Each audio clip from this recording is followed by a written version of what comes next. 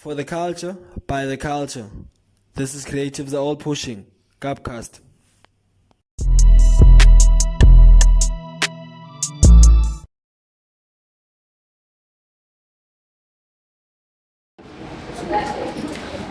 Say no. It's still rolling, right? Yeah, still rolling. Yeah, That's easy. patience. Rolling down and just speak. Yeah, don't do too much. Sure, I cannot space. But yeah, I'm really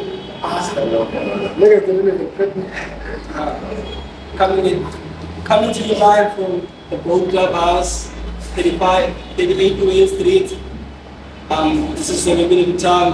Creatives Are All Pushing, a podcast aimed at shining a light on the creative realm in Cape Town, South Africa, and beyond. This is Gapcast Season 2, special edition, episode 14. We have Sam Creative, the big dog. I'll let him do his thing, give us the introduction. it's your boy Sam, I'm still creative up in the cut. And by the way, it's 53 Wall Street. Got that right, that's Clubhouse, we're out here. Yeah. Oh, man. How are you doing, by the way? I'm too nice. Can't complain. What you say? Easy. I'm good. I am not doing the Gapcast production alone. I have my boy Sthembiso and the camera. But today, Kwaka is off. I have an assistant, Luando. Shout out Luando. Yeah, man. So can you tell us about you, where you coming from, what's your name, exactly? No name is gonna be a problem, but I can give you the background, but not the real name though. But yeah, it's Sam Creative, but I'm normally known as Sam. Sthembiso Sam, they kind of actually not doing that one. It's like the second name. But yeah, I'm not a boyfriend like us. They come home from I don't do the one quite a lot, so I'm not school, I'm not outside. I'm calling a Clermont, you want the ladies. So yeah, it was a classic. So how's been that time moving from another person to another person?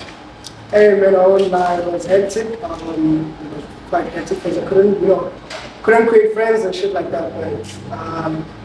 But looking back now, it's kind of like I'm cool with that because it allowed me to not be exposed to what's happening in the streets and stuff like that. Because like street politics, I don't catch up with that because I've always got in those streets in the fact because of the fact that I was moving all around.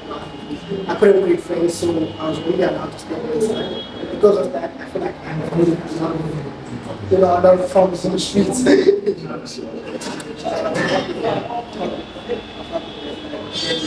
And that influence you into how it influenced you in terms of your content creation? I don't know, man. Since I always grew up like I was always indoors. I was watching a lot of shit, man. So due to that, like just watching movies or whatever, actually, whether it's movies, soapies, or music videos and stuff like that, and I kind of saw something in that, and I wanted to be there too.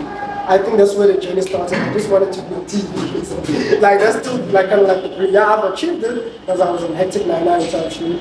But that is something, yeah. So that's what it's always been about. But I never expected, for that my personal dream to inspire others. Because because of that, like a celebration, they see that and they make up shit and they inspire. Now it's not just about me. It's about me. Representing Kaslam and representing the brothers of Kaslam. So when did you start becoming? Yo, bro, I started a long time ago. I think I started when I was still doing like grade 11 actually, but it wasn't official. It was just me, just dressing, trying to dress nice for whatever I can afford. That time I can pay with that, but you take what you work with what you can, and not too much time pep. So it was pep comments. I didn't supposed to be so I'm figuring out. But that's basically how I started, and then obviously I knew in order for people to take me seriously, I needed to at least get like proper quality, and that's when I started like investing. You wouldn't believe this, like from grade 9, 10, 11, I think I only in grade 11, that's when I bought myself a phone. We couldn't afford it, we couldn't afford a phone. All my whole primary, I didn't have a phone. So basically, after I left high school, that's when like I got the opportunity now to invest in a phone. My first phone was an iPhone 6. I got an iPhone 6, that's when I started shooting content and I could take pictures of it. At that time, we were only focusing by film. Facebook was big at that time. I still remember, editing those pictures in Adobe. To reach like 1K. Ooh, someone will comment like 400. Remember, exactly. So that was the mission that time. I was just going hard to notice on Facebook and trying to get myself out there. And then from there onwards, I split it up. I got introduced to Instagram thanks to like all of this thing, like watching TV and paying attention to what's happening. Which is, I feel like that's what a lot of kids didn't do back then. Imagine us somebody. So they got stuck in the Facebook thing, but now I saw that there's a new app in the block and it's doing numbers. Man, check it out, and then I check it out, obviously. The influence that you get out there, you feel like peer pressure, you only see people posting, why, you understand? And then you feel like I don't belong here. But that's not what I saw.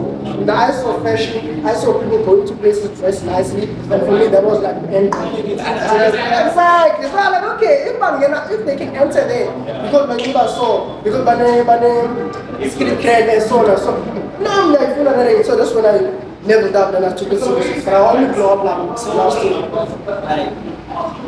Let's get to like making money out of qualification. How do you get paid? But before that, can you take us now, like coming from high school, you went to varsity?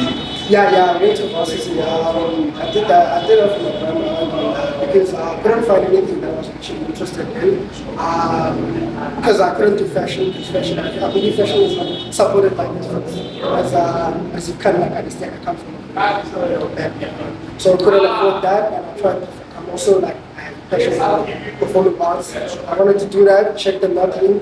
I'm about women, but I no funds. So I did end up finding a course that I did just for my brother, just to impress her. Because I was literally the first in my family to finish high school first. So I was literally the first again. Facts. So I was also the first to like enter varsity. So I really wanted to go all the way to but the course that I did, it was this thing called Public Administration and Governance, CPT District 6. But I really was not into that. I was like, you can even get it has to do with politics. I don't know, street politics. Why would I do real politics? It doesn't make any sense. So that basically was the case. I think I did 2 years, and then after my master year, I was like, I'm doing on this thing. So that's when I quit, and then I started focusing on content creation.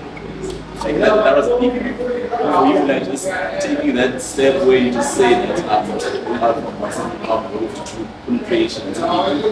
But you still used to work and You just want the money, just give me some money. You just want the money. How do you get to the money, bro? How do you start making money out of creation? But I'm not even gonna lie to you. Cape Town is like that answer can be answered in so many ways because there's a different answer for Johannesburg people, there's a different answer for Cape Town people. Johannesburg people will probably be like, collaborate, link up and do this. In Cape Town, unfortunately, that doesn't happen. We got content creators out here in Cape Town that don't want to collab. They just want the hype for the gatekeeping on the highest level. I promise you. And I don't even understand. Like, let's say for example you get a deal from Markham. Markham got your contacts. I'm not going to tell you, wait, sorry, why Kalaza? I'm not here for you. That they have your contact, they know you, they won't put you. You see, that's the situation that we have in Cape Town. That person that gets that deal from Markham, they'll gatekeep it, and then they'll tell you stories here around the bush, boxing up and they'll give you like a straight answer. Personally, from my side, one thing I did notice was that through connections is the only way you can make it in Cape Town. That's when I started focusing on, for example, right now I'm working up here. I'm working PPC, Part-Time Club, everyone knows about it. These brands, almost literally all the brands that I've brought up, this is like my secret now that I'm exposing. So what I do is, let's say for example, Becky just started. On the day, they didn't just start, but let's say they just landed in Cape Town. And everyone is like, everyone wants a piece of this. They're doing so much. Let's say they're doing gigs, they're doing campaigns, they're doing events and shit like that. What I do is, I take from that little money that I have, I say, okay, these brands are expensive. Because the tea is like $800. You feel me? This already, I think it's like $850 or something. You feel me? I take whatever cash I can save up, I buy the tea. But here's the twist. I do my best to style this tea. As you can see right now, it's not very me. You feel me? So that's the mode, that's the energy I came with. I'll go to these brands, buy the item, show love, and then pull up to their faces also. Because it's one thing to do it on the internet, it's another thing to also do it in front of them. So the same thing I did with Cloud Broke, it was literally the same way. I bought a tracksuit pants, cost me my last time, I think it was like 1.8. For the 2-piece, I could only afford one. I bought the trousers, I came back, I bought the dances when I could afford it. Then from there onwards, I started styling it different, to the point where people were saying, I'm proud of bro. When people came up to me, bro, and be like, no, bro, can I buy that tracksuit? I'm like, I was gonna go buy it. I'm like, oh shit, I thought. Do you understand? That's how you're supposed to do it. Through that, that's how basically the brands started coming in. So those brands now, they see this person, you can't deny this there. People are commenting, people are saying this nigga wants it better. You understand all of that? Through that, the agencies or the brands, then they approach. That's where again we start negotiating. So they'll approach you like, bro, yo, we love what you're doing with our brand. How about, we give you some stuff. I appreciate you saying you're gonna give me some clothes. I do got clothes, I'm short, I need to go to location to do this styling. Maybe a little bit of, take care of logistics, the transportation, and your shoot and content. That's where they make. Start small, bro. That's the problem with you niggas. Start small. You're not Canada. No, you're not corporate. So that's the thing. That's basically how it's started. The long term down was you do content with that brand. That's a portfolio. You're building a even if you do it for free, even if they just send you clothes, you're building a portfolio. But that portfolio you're attracting other brands. They thinking probably there was actually a campaign, but about you got the shit for free. And then when you sacrifice and bought a camera guy, you sacrifice and bought a studio, and then you made it come off as if it was a campaign photo shoot. You understand? So that you can create, because the only thing to think is to believe, bro. You understand? That's what I'm born about. Okay, this guy seeing is believing. That's the word I'm looking for. Seeing is believing. You understand? So once you're seeing is believing, do you believe in the notion of fake it till you make it? I believe big time. Big time. Big time. That's how you make it. I know a couple of celebrities that are big as hell right now that are faking it till they made it. And they made it, and now everyone has forgotten the fact that we fake it. There was a literally, you would get scandal, I believe there was a scandal about, I think it's Oscar Ball saying about we fake it. Where's Oscar Ball right now? Who's talking about fake Gucci right now? You understand? So those fake Gucci that if he was wearing back in the days, that's where he got the hype. That's why people are like attracted to this guy. People are like, yo, I want to be as big as him. And so faking it till you make it actually does help out. If you do it like in a right way, no one is being harmed in the process. So what's wrong with it? So for you, like, how's been the journey now, like, in the community from this standpoint now? I would say it's calm, bro. It's not where I want it to be. I'm not gonna lie. Like I'm expecting more. I'm hoping for more. I'm looking forward to more. But honestly, I am also at the same time super grateful, like with everything that's happening, because I know a year from now, literally last year, that's when I started playing up. So before that, like literally there's nothing happening. So I really do appreciate those people that see me and reach out to me. Those people that see me and tell other people to go to that light, go check that light out and put him on, because he's up and coming, lighter right now. I appreciate niggas like that do that. I must not be greedy, because my same song, I feel like I do the same thing too with my boys, if you check my content, you check my account, you'll see I do a lot of collabs with people, I do a lot of, I also try to put people on touch. People will be like, yo, why you big? Why the person, I'm like, no, money potential die, and also, even if I'm money potential, they're money. So why is that? Also, why should I let that other person have to suffer the way I suffered when I already created the path? So let me just make him skip his steps at the 3 and then put it, so yeah, I feel like Yeah, I'm super grateful. So also that you had like a collaboration with Klipdrift and Sneaker Lab. So how has it been like working with those corporate brands? Yes. Not reacting in a bad way, though. Like, reacting like, I'm super grateful because when Sneaker Lab, I got Sneaker Lab to connect by that thing that I mentioned earlier on about creating connection before. I feel like they probably wouldn't even know because a guy called Sam even wouldn't forever make that deal happen. Same thing with others, even the recent one that I did with is a sports team for sports team. I got that through a connect too. Like it just goes to show because I saw the way I was approached, it wasn't a professional way. Niggas just pulled up with my WhatsApp like, yo, where you get my number? So immediately I realized someone gave me my number because I don't have my number in my account. You understand? So it's like, yeah man. Yeah. Just collaborations. Just collaborations, yeah. So, what's in the future for? You're saying, give us the 5-year plan, man. Sure, 5-year plan, bro. I'm not big on exposing. But yeah, no. I think I'm blessed. I don't think anything bad is gonna happen. My 5-year plan, I'd say, obviously, is to start a brand. If not, I'm not really. I don't really feel comfortable about starting a brand because there's so many brands out there. More like starting like a store, a clothing store. It still deals with fashion, right? Yeah. But it's just that it's not a brand. It's more open to, yeah, so retailing, yeah, so I'm thinking of doing something like that in the future, maybe planning events, try to, get the content creator. I'm trying to, bring content creators together. Like that's my dream, like to have content creators in one location and just, feed off each other and share each other, share knowledge, share networking, those are things you should look out for. Definitely, I'm going to make it happen for sure. We see you right here, like at the clubhouse. Tell us about you being right here, what you're doing right here. Sure. It's first of all, like, talking about the fact that like we're wearing like 2 pieces of Facts. with Super Mafia, and then people see that, and then they think now we are a broke.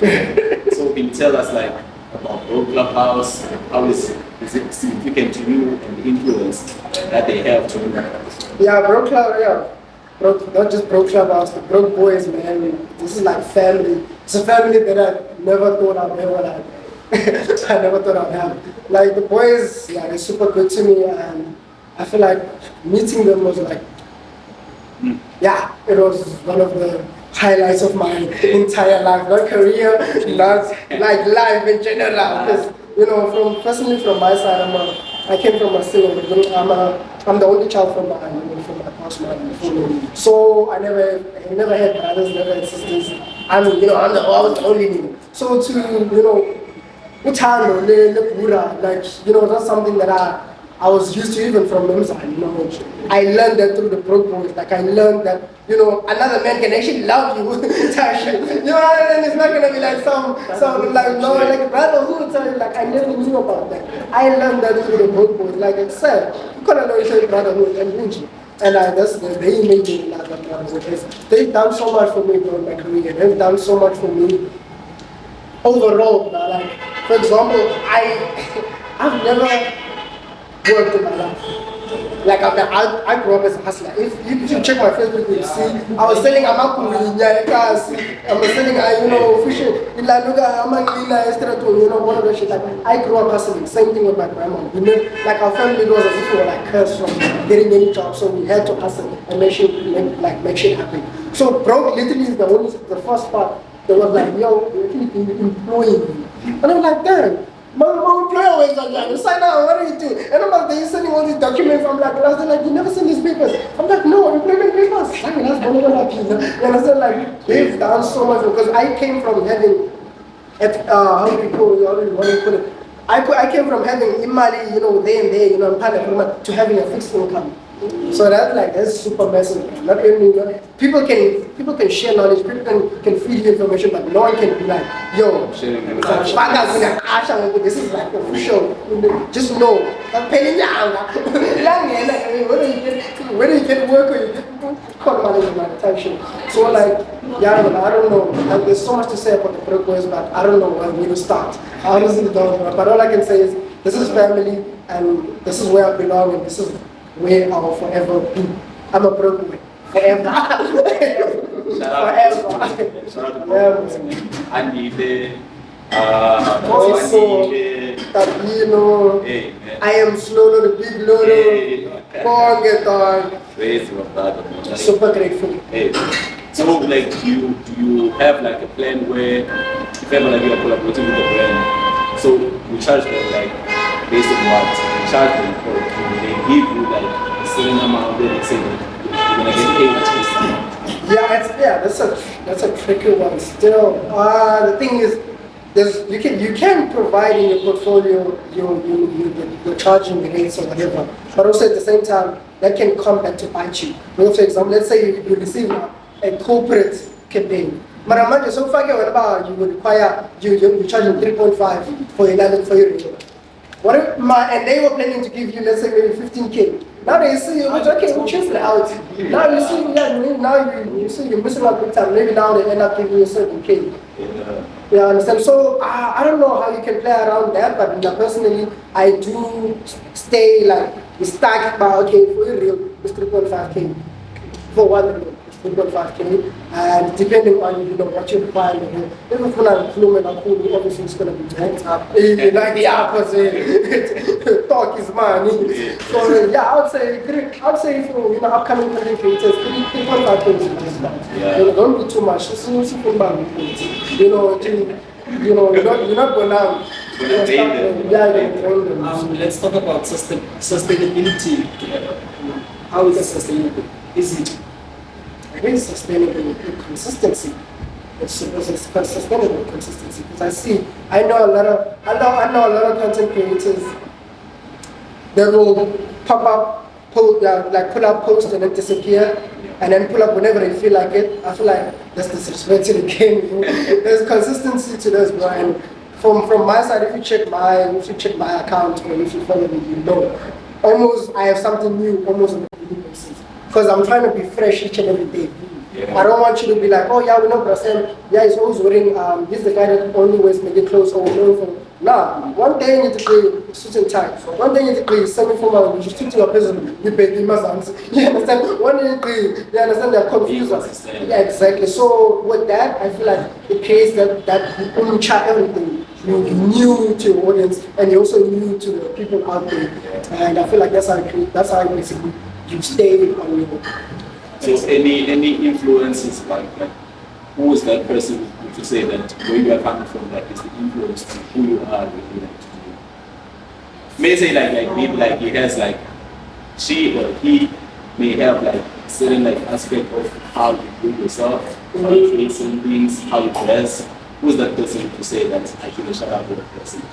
Or even like someone like this being who's out there. But make a gas, because they are cheese like a gas, you know for a fact that like, you look out at this guy. Yeah, see, the thing is, it's a bit different with me, man. Because even, as you can see, like tell me, who dresses like this, guys? You know, like in our account, like you barely find, and we're now in this new day and age, niggas are, people want, niggas just want to be looking. But personally from me, like I feel like I would say, and I hate to say this because I'm also big on local. If you check out local music, I try to do my best to support local brands and whatever. But when it comes to drip, I would say I got my influence with Pesha. Because even the thing about Naikas, even niggas not big like you can't touch that. You know me like from my cheetah, maybe cheetah, from my nigga, maybe sneaker. Nah. Ngisas phakathini ngenza yonke bangifuna this pantsulo I want this pantsulo and I can kill it bangifuna this sneaker I want this sneaker like right now and I'll kill it bangifuna buy this formal cooperative this formal and I'll kill it because normally you find people are maybe they only have like one fashion sense aside the outie you this outie for piano and understand exactly ufuna buy ibhura yomuntu wonke always wearing amachino okanye you understand so I wouldn't say as anyone else I would say Utikoala, she kind of like, she made me, I wouldn't say she influenced me to study something, she made me realize that there's more to this. You feel me? She made me get out of the class. Because I saw her do it and I was like, I can do this too. You feel me? Yeah, so I'd say D, that's my mama. Shout out. Is there anything you want to say? I think chalk it up. Yeah, man. pretty much continue to page along. So from Sthembiso Sam, the creatives are all pushing. React. Hey, Alright,